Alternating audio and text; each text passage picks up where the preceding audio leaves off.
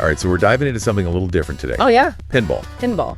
Specifically, the creature from the Black Lagoon machine by Bally from 1992. A classic. A classic. Yeah, and we're basing this deep dive off of a YouTube script we found from Retro Flippers. Great channel.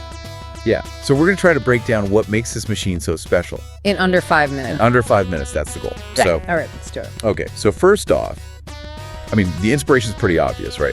The 1954 Universal monster movie. Right. Creature from the Black Lagoon. The Gilman. The Gilman, yep. Classic. But they didn't just like slap the creature on a pinball machine and call it a day. They really went all out with a theme. Oh, yeah. They set the whole thing in a 1950s drive-in movie theater. I love that. It's really cool. The art is by Kevin O'Connor. Okay. And it was designed by John Trudeau. I think that what's really interesting there is this bringing together of kind of like two pieces of mid-century Americana. You know, you have this monster movie craze that was born out of, you know, post-war anxieties. Right. And then you have this classic American pastime of going to the drive-in. Yeah. And they brought them together in this really fun way with this pinball machine. And they really nailed it with the gameplay, too. Yeah. The main objective, according to Retro Flippers, is to spell out F-I-L-M Okay. to reveal the creature. Okay. And then there's this creature multiball mode, Oh, nice. which I'm guessing is pretty intense with lights and sounds and sure. everything. And then there's even a KISS minigame Really? on the playfield and like a jackpot system that's linked to this drive-in movie theater score. So it sounds like the gameplay itself is really tied into that theme. Yes. With spelling film to bring out the creature. Yeah. That's really cool. Yeah, it's all very integrated. And do you know anything about the KISS minigame? What did that involve?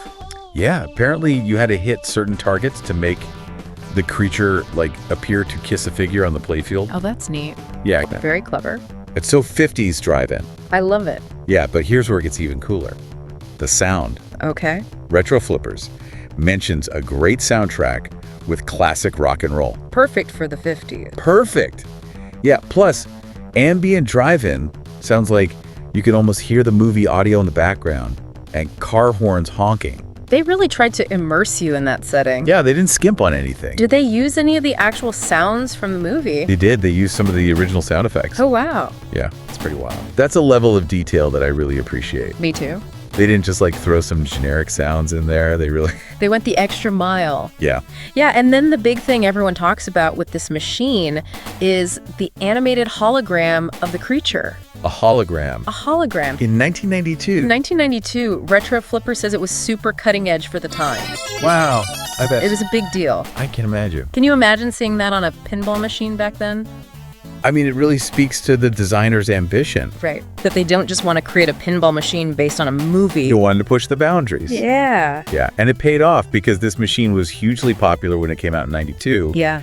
And now it's considered like a Bally classic. Oh, my bad. Collectors love it. For the theme. The theme, the gameplay, the art design, everything. Yeah, you don't see a lot of pinball machines that have holograms. Not in 92. Yeah, that's pretty special. Yeah, so I think it's safe to say that Creature from the Black Lagoon is a must-have for any serious pinball enthusiast.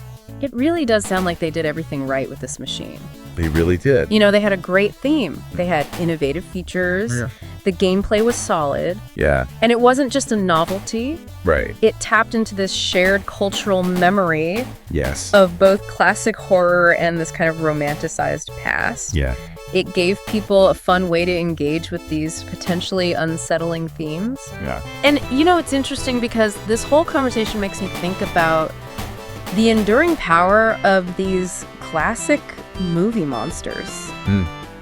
Like, why do these creatures that were created so long ago continue to fascinate us Yeah. and inspire such diverse entertainment? Like pinball. Yeah, like this pinball machine. Why do you think that is? Well, I don't have a definitive answer. Sure. But maybe it's something about the way they tap into our primal fears or our fascination with the unknown. Or maybe it's just that they're really cool looking. Maybe it's a bit of both. It's a question worth pondering, I think. Definitely something to think about. Why do these figures stay relevant across generations and different forms of media? Yeah, it's pretty amazing. It is.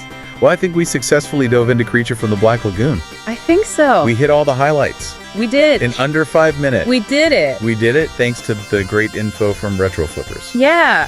So until next time. happy flipping, everyone. Keep on flipping.